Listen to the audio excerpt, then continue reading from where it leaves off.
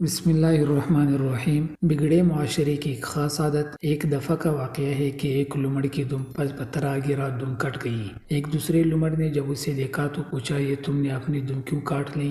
دم کٹا لمڑ بولا، اس سے بڑی خوشی و فرحت محسوس ہوتی ہے، ایسا لگتا ہے کہ جیسے ہواؤں میں اڑ رہا ہوں۔ واقعہ تفریح ہے۔ بالآخر گر گار کر اس دوسرے لمڑی کو اس نے دم کاٹنے پر راضی کر ہی لیا۔ دوسرے لمڑ نے جب یہ دم کٹائی کی مہم سر کر لی تو بجائے سکون کے شدید قسم کا درد محسوس ہونے لگا۔ پوچھا، میاں جھوٹ کیوں بولا مجھ سے؟ پہلا لومڑی کہنے لگا، جو ہوا سو ہوا۔ اب اگر تم نے درد کی یہ داستان دوسرے لومڑوں کو سنائی تو انہوں نے دمیں نہیں کٹوانی اور پھر ہم دو دم کٹوں کا مذاق بنتا رہے گا۔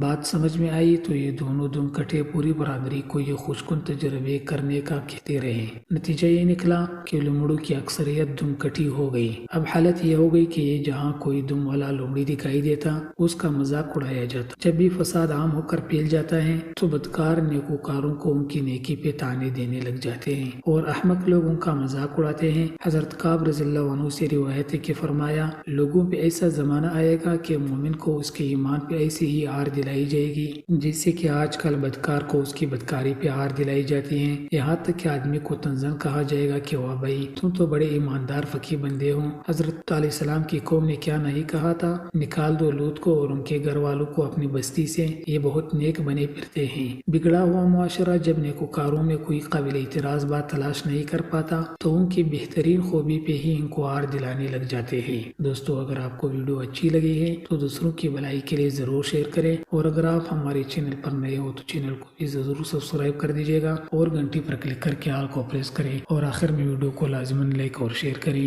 اور یہ بھی سنیں کہ کمنٹ باکس میں ضرور اللہ جل جلالہ اور محمد صلی اللہ علیہ وسلم کے نام لکھیں۔